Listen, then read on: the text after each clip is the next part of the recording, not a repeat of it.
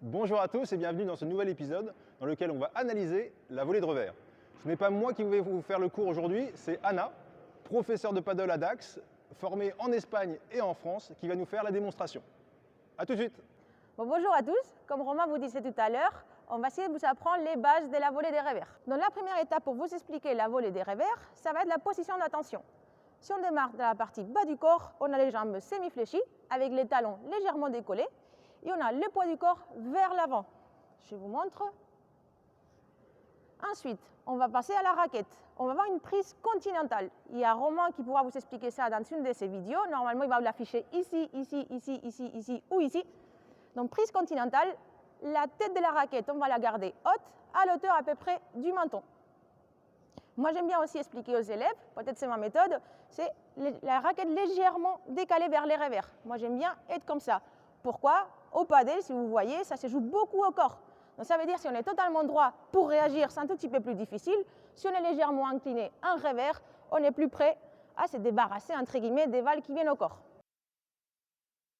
La deuxième étape, ça va être qu'est-ce qu'on fait quand la balle arrive.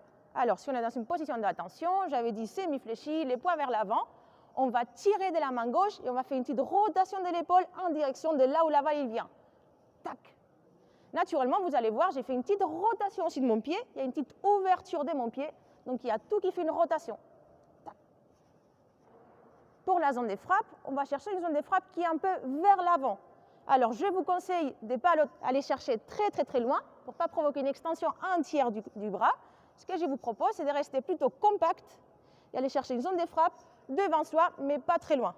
Je vous montre.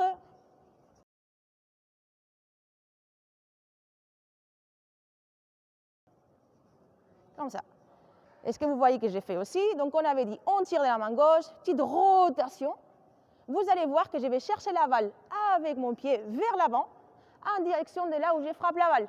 Donc si on est comme ça, on tire et mon pied droit naturellement va chercher en direction de la balle.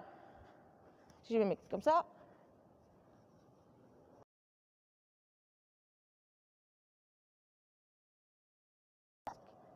Vous voyez la zone des frappes, elle est devant.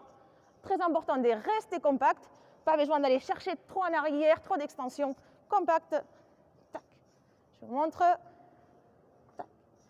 Très important, ça serait de frapper en même temps qu'on réceptionne avec les pieds, pas les faire avant. Souvent, les élèves, ils veulent apprendre les petits pas vers l'avant, donc ils mettent les pieds, ils frappent.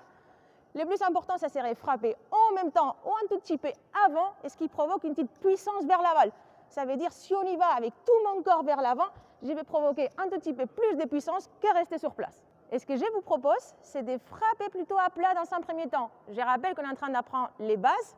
Donc si on veut avoir une sensation de la balle, tête de raquette haute, une frappe plutôt à plat.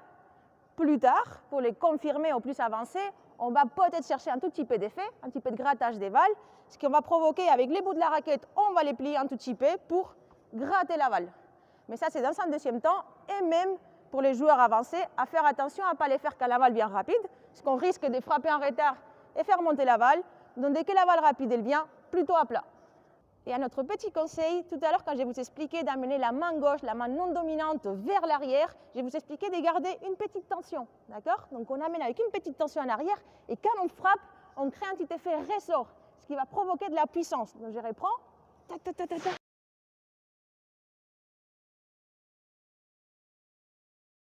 Tac.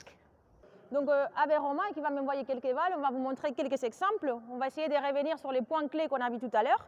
Donc on vous montre. Ok, si on regarde ma position d'attention, comme je vous disais, sur la pointe des pieds, pardon, talons légèrement décollés sur la pointe des pieds et mon poids du corps incliné vers l'avant.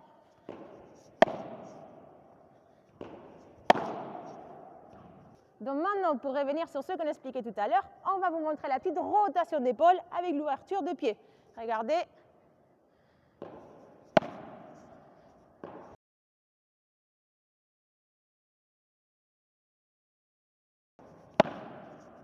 Petite rotation et mon pied vers l'avant. Donc regardez bien, la zone d'impact, elle n'est pas trop vers l'avant. D'accord? Je ne fais pas ça. Je ne vais pas chercher loin. Je reste compact, comme je vous disais tout à l'heure dans la vidéo.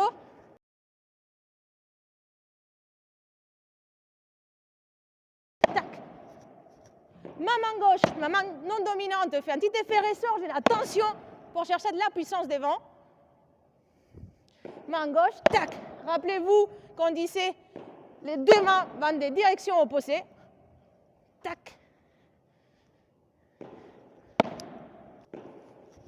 Donc regardez comment je vais chercher avec mon pied vers l'avant en direction de là où la balle elle va.